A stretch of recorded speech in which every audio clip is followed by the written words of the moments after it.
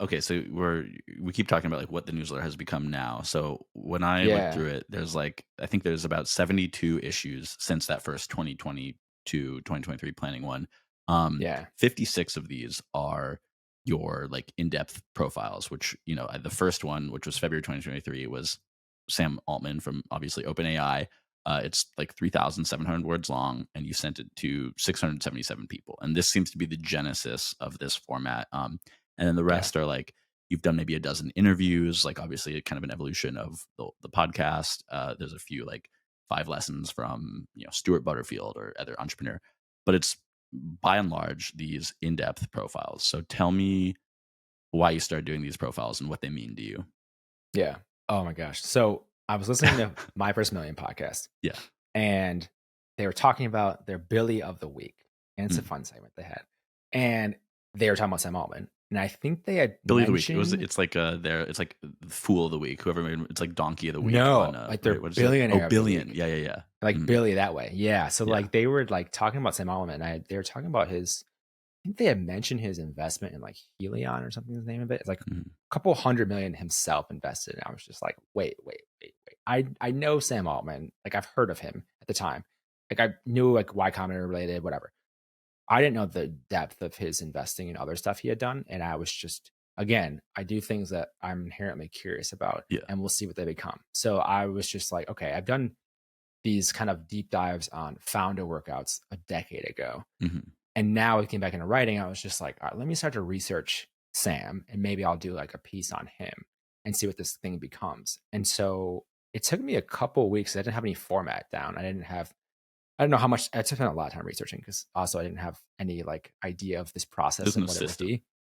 Yeah, no system in place or anything. And so that was over the course of like 2 weeks. I put together this thing. And again, still working full time. So it was a lot, but I love the process of it. Like figuring it out. Like basically it's going through old articles or profiles of him, listening to podcasts, watching videos, and then curating that into like one cohesive piece and one cohesive like narrative of his story.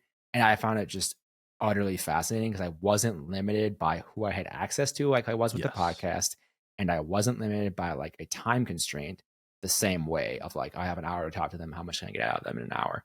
And also then I can corroborate like their story across different versions if they've ever told it differently to be like, like what's consistent or not, or like Yeah. they mentioned this, but actually they mentioned closer to the time it actually happening. This is how it was. And I trust that more. So there's like other things like that I just found fascinating, and that was the genesis for doing deep dives. Yeah, and it morphed from there Hmm. in a lot of different ways. But Do you yeah, do you have a preference between doing those or doing interviews? they're so different. So the current, like right now, with working on a new venture again called Village Lane, more of a community focused thing.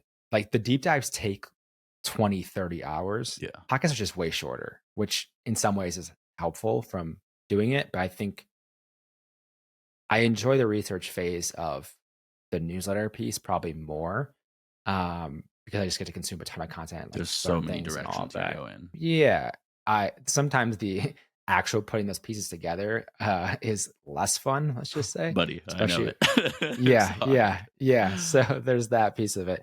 But you just kind of do it because I'm fueled by clicking publish. Mhm. So the having done all the research, then I'm just like, I want to publish this thing. I want to get it out there. I think it's going to be useful. So slog through the rest of it to make an actual cohesive narrative. Mhm. So a couple of questions about these profiles. One, like I read through a couple of them and like just looking at the mass of them, I'm like, so many of these people Yeah, are very well covered. So like, yeah, obviously my first question was like, well, what do you like, what's additive about what you're doing?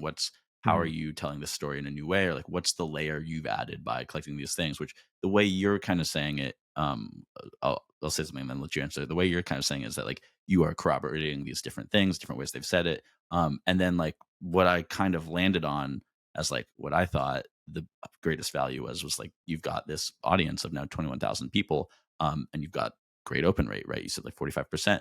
So it seems like to me maybe one of the main values is like regardless even of any the way you're telling the story, it's the curation of it and this like delivering of it to the audience, in a way where maybe they weren't going to look up Sam Altman this week, but you've delivered it to them. Um, anyways, I don't want to put too many words in your mouth. So yeah, what do you think is like the thing that you're bringing that's additive of what you're doing on these stories that have been told? Yeah, the problem inherently with any of these people I cover is because they've done so many different some of them have done, like, a ton of podcasts and stuff, and so, Mhm. like, and done a bunch of interviews, some haven't as many, so it's a little bit different, but there's always bits and pieces that are missing, or Yeah. they add even if I listen to one podcast, so typically, into this too, it varies from, like, 10 sources to, like, 30, 40 sources, depending, Yeah. like, it could be 1 source if it's a book for someone, but it could be a lot of Mm, sources. So, there's always bits and pieces they add to each one where okay, there's this one thing here that was good. There's this one thing here that was good. There's this other thing here that was good, but they didn't have it all in one spot.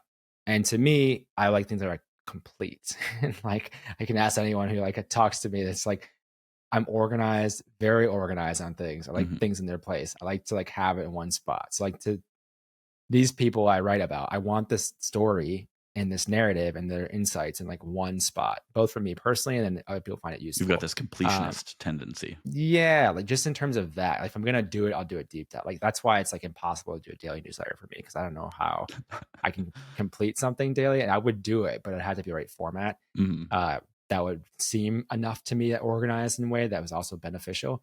And it's like, you're kind of attracting inherently a different audience because it is so the depth is there, and I'm not going for mass appeal. So, Yeah. like, I don't care if it's ever gonna be mass appeal because to me, it's like people who would enjoy these stories the most, like a friend of mine who is like a Series B founder, and he like Yeah. likes the newsletter a lot, and like he doesn't really. He's a hard critic, so him saying it, he's like legit when he says it, like he enjoys it. That like is a win for me because he has a high bar. Other people who said the same thing when I've talked to them, and like I don't get a ton of feedback always on it, but when people will tell me it's like, oh yeah, the newsletter, like keep Mhm. that going. By the way, it's Well, really again, it sounds like the podcast, it's like this network value is such a huge part of why you do what you do. yeah. For sure, I mean, Yeah. 100%. That's like the main thing, and it just this is just way better in terms of this versus news, but podcast. Yes, they can both scale, but just way easier to scale a newsletter. Yeah. Now it's different, like audience, of course, in terms of like you're not having them for an hour listen to a podcast. You have them for less time, but Mhm. if they're going to read the newsletter, I mean, it's going to take them 20 minutes if they want Well, to wait, actually. so I'm curious though, like, about the audience and your relationship to them, like, Mhm. 21,000, Yeah, it's sure that's still not mass appeal, but that's, like, quite a large audience for a newsletter. Who do you know, like, who they are, from on, like, a mass scale or, like, yeah. individually, people you didn't know earlier? Yeah, and I've used like forums to get some feedback. So I know it's more than half that are founders. Mm, Others are a mixture, operators. There's definitely some investors there as well. It's interesting because I, especially early on, followed it a little bit more in terms of looking at every single subscriber that comes in, and you're like looking yeah. through who are they, whatever. All Google their you know, name if you super early can. days. Yeah, Mhm. but like I have, it's an interesting list because it's like I know people on that list who are founders of multi-billion-dollar companies and some like tier one VCs, but also people who are just getting started or operators to, so it's like a full spectrum of it because of the depth of it and because Mhm. of who I cover. It attracts this like unique kind of group of people. But inherently, if anyone's gonna subscribe to a newsletter and they stay subscribed, and it's like sometimes 7,000 words, they care about the subject or topic, and they're probably filtering for some level of ambition and stuff. So, like, all those things to me, like, I never really cared about the size that much. Is more like, Yeah. I'm gonna keep The writing how who. I wanna write. Yeah, the who, exactly. Mhm. And so that's, like, the big benefit of doing it at least that way for me. Yeah.